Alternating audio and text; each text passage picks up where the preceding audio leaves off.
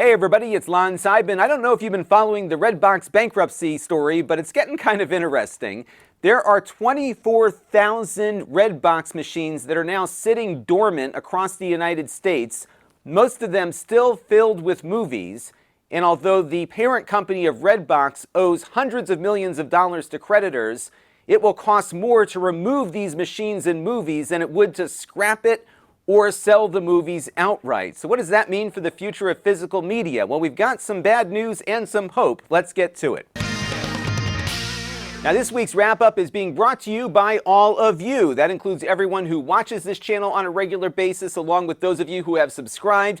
And I also want to thank everyone who contributes to the channel, including my donor box page at Lon.TV/support, along with Patreon, Floatplane, and the YouTube membership program. We take it all, and I greatly appreciate everyone's support keeping the lights on around here. We also now have some merch. If you wanted to pick up a coffee mug or a shirt, those are available as well. Now, let's get on to today's topic. Now, on the Redbox subreddit, you will find a number of people out there getting a hold of these machines after they've been removed from their host locations.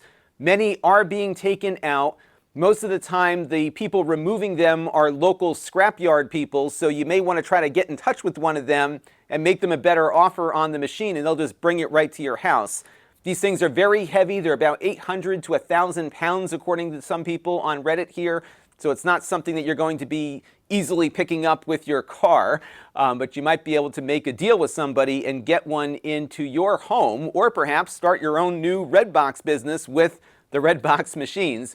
There's actually a software engineer who used to work for Redbox who has backups of the operating system that powered the vending machines that he's making available to people on the subreddit here. So you might be able to get one and run your own business there if you want. What I also found interesting is that a number of these machines, although they're not taking any money from people, are handing out movies. So this guy, Smokin' Silicon on YouTube, you can see his link there at Lon.TV/SmokinRedbox, went to a number of Redbox machines that are still installed in his area. Many of them were still powered up, and one of them took his credit card but didn't charge him, and then spit out a bunch of movies that he took with him. So you might be able to get some free movies out there as well, because apparently nobody's coming for these machines, as you'll see in a minute. Now, this is the Redbox that's closest to me. This is one of their newer machines because it was installed at a newly built Cumberland Farms that's not far from me. It's a local convenience chain. And it's kind of a time capsule here. Unfortunately, my machine was powered off, so I couldn't get any movies out of it. But you can see here what the selections were the last time somebody came around to service the machine. Now, many of these machines, though, cannot be removed at the moment because Redbox is in Chapter 7 liquidation, and the hosts of many of these machines are owed millions of dollars by Redbox in unpaid commissions. So one of those is Walgreens here, who's got 3,766 stores with one of these machines on the property.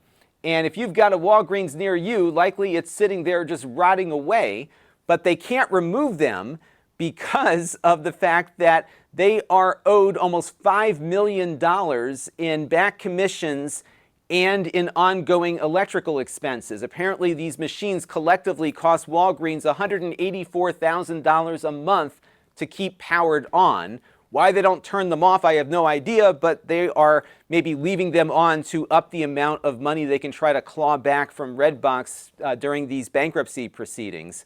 What gets crazier here is that the Walgreens lawyers ask if the machines have any value, then they should be removing these kiosks immediately so that they can pay them back some of that money. But clearly the trustee of the bankruptcy proceedings here doesn't see much value in the machines or the discs that are inside of them. Now, another company struggling with all of this is Ahold, who owns a number of supermarket chains here in the U.S., including Food Lion and Stop and Shop and a few others. They're owed hundreds of thousands of dollars in back commissions, and they bring up another point here that these machines have coolant in them that has to be safely removed before they can even be scrapped, and the expenses of removing these machines are quite extensive. And this brings up the question, these machines have been sitting dormant now for a long time, over 8 or 9 months at this point, if not longer. So does that mean the contents of those machines is completely valueless? It might be the case. So if we look at another filer here on the bankruptcy case.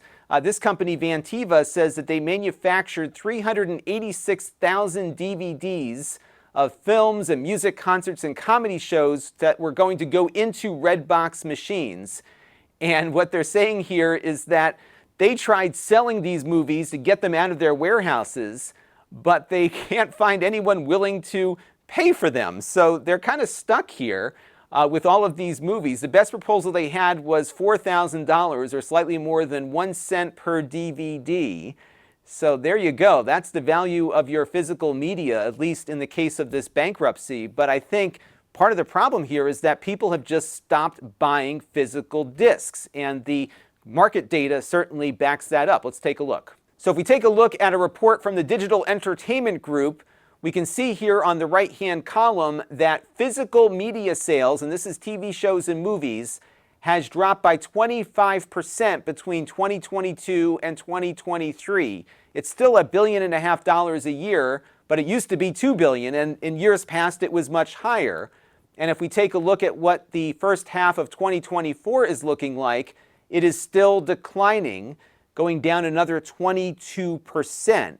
But, as they say in Star Wars land here, there is a new hope, because although people are not buying physical media at the volumes that they used to, there is an area of the physical media market that is growing, and that area has to do with us enthusiasts. So what's happening here is 4K Ultra HD Blu-ray titles are up 15% just in the last quarter of 2023, and that they say is due to Oppenheimer and other high-quality releases coming out on disc. And of course, on disc you get better video quality, you get much better audio quality with lossless soundtracks. It's much closer to where the directors wanted those movies to be than they might be on a streaming service. And if you're an enthusiast, you're going to pick them up. And that's exactly what's happening. This year, they're seeing similar performance. So consumers are continuing to show strong demand for collectible disc formats, with steelbooks up 44% and 4K Ultra HD Blu-ray catalog sales growing 16%. So although the physical market is declining, there are areas where there's still a market to be had. And I think it very much mirrors what we saw back in the 90s with Laserdisc. So check out what happened in the 90s when you had VHS, a very low quality format that most consumers adopted, but the enthusiasts drove a lot of business to the much higher quality Laserdisc. It too had better video quality and audio quality. And as you can see here through the 90s, thousands of titles were released on Laserdisc. In fact, every major motion picture could be had in superior quality in letterbox format on the Laserdisc. It only declined when DVDs came out, and many enthusiasts found that DVD eventually became as good as Laserdisc. That might be arguable to some, but it is what happened. And of course, now we've got these 4K Blu-ray discs making their appearance. There might even be some hope for video games, at least if you are a fan of Nintendo consoles. So even though Sony with their new PlayStation 5 Pro took the disc player out of their machine, there is still a desire on the part of Nintendo to keep releasing physical games. Back in the spring, GamesIndustry.biz reported on Nintendo saying that they still intend to sell physical games for their new console. They do anticipate digital sales increasing, but people are still going to be able to buy a physical version.